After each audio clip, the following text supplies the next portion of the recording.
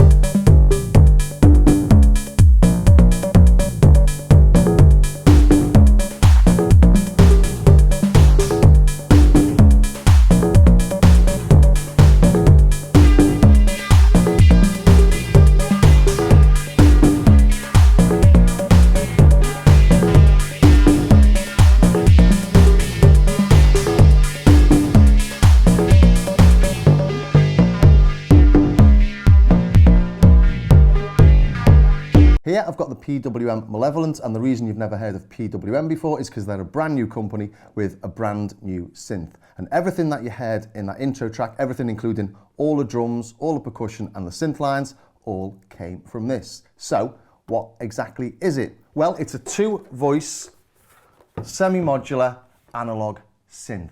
Here we've got the 2 voices, 2 envelopes, we've got a filter which has got bandpass, high pass and low pass on it. We've got the mixer with noise, plus we've got a little output section here. We've got an arpeggiator and we've got an LFO. We've got 37 patch points across the top, so they're out of the way of the knobs, which is really handy actually, because when you're using your cables, it's often the case where you're having to move a cable in order to see what you're doing with the knobs, whereas on this, there's no such problem.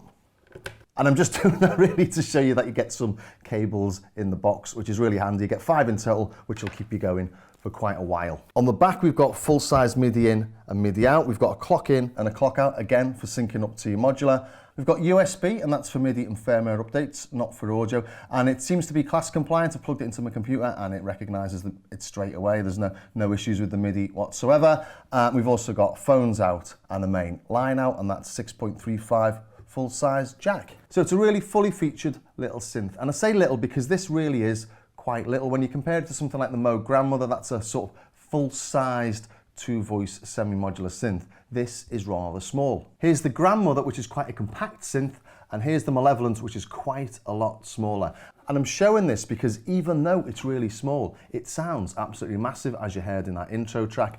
The Grandmother itself is quite a compact little synth, so you can see just how small the Malevolent is and just how sort of cute it looks and harmless, hence the sort of intro video, because when I first got this out of the box, I thought, nice little synth, looks like it's going to be quite a cute little thing, and actually as soon as I started playing it, it sounded absolutely mental. So let's dig into the sound, shall we?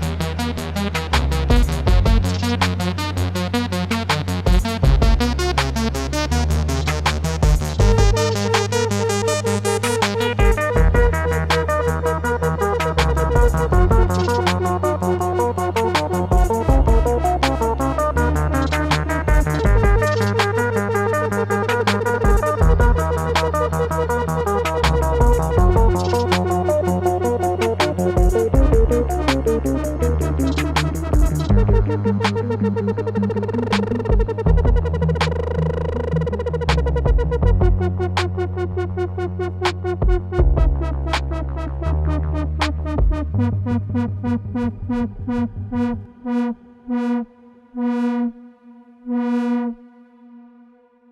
first thing you notice when you start playing this, it's got all sorts of weird distortions happening. We've got this drive knob here, which massively increases the level, but makes things sound really nice and fat. But here I've got the VCO turned all the way up. If I turn it down a bit, get tons of resonance coming through there. Turn it up again and it's overdriving the filter.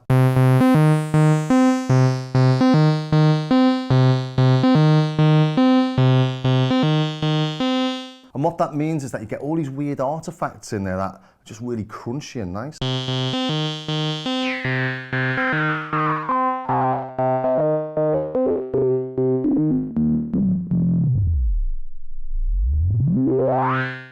Really dirty, that, isn't it? And a lot of synths get accused of being either a VST in a box, or I can do that sort of thing on my door. It doesn't sound any different to what I've got on my UHE Repro 5, for example. But this thing, nothing wrong with the UHE Repro 5 or the Diva or anything like that. They just don't do this. And that's because most soft synths are emulating really well-behaved synths, and PWM didn't think it was worthwhile making a synth that you could emulate in the box, but they thought it would be better to do something that's just a little bit crazy and a little bit dirty.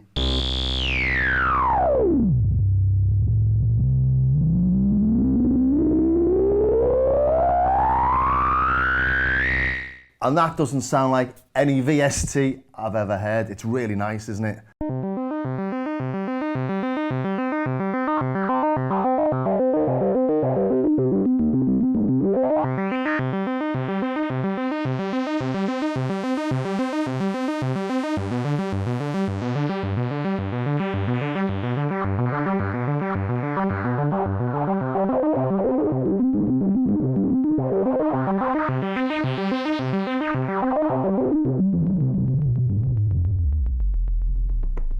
Just sounds evil, doesn't it? It's really nice.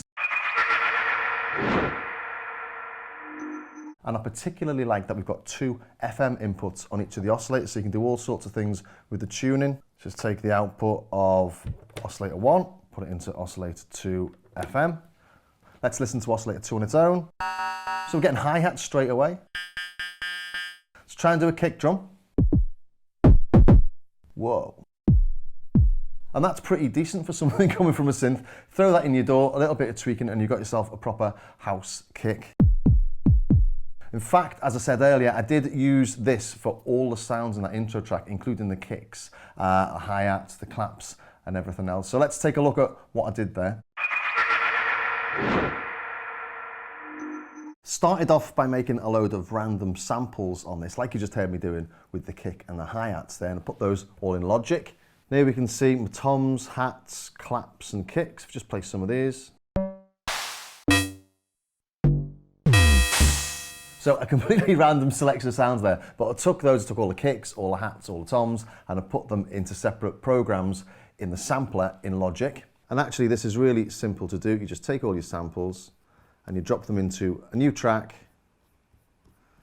And you find a new empty space. Put them into a sampler on chromatic mode, and it just spreads them out across all the keys so you can play them on your synth.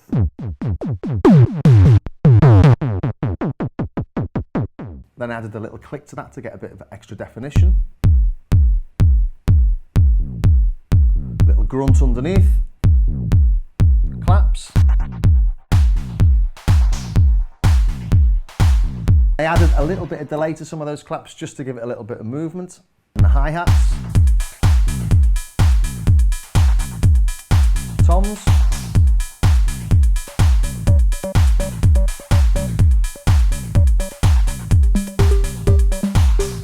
That's quite a nice driving little rhythm, that. So I added a couple of little extra sort of tom sounds.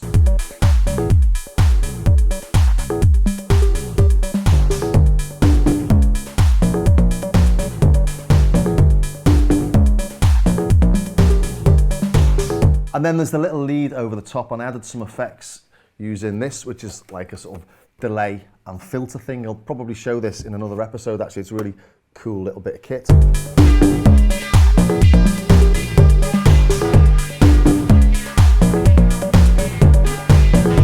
So there's just two lines playing in that really. There's the bass line, the main bass line, and then that lead line with the effects over the top. And the rest of it's just electronic percussion, but it sounds really nice and full, doesn't it? And I think that's because you can get such big, fat, dirty sounds out of this. You don't actually need lots of different sounds in there to make things sound interesting.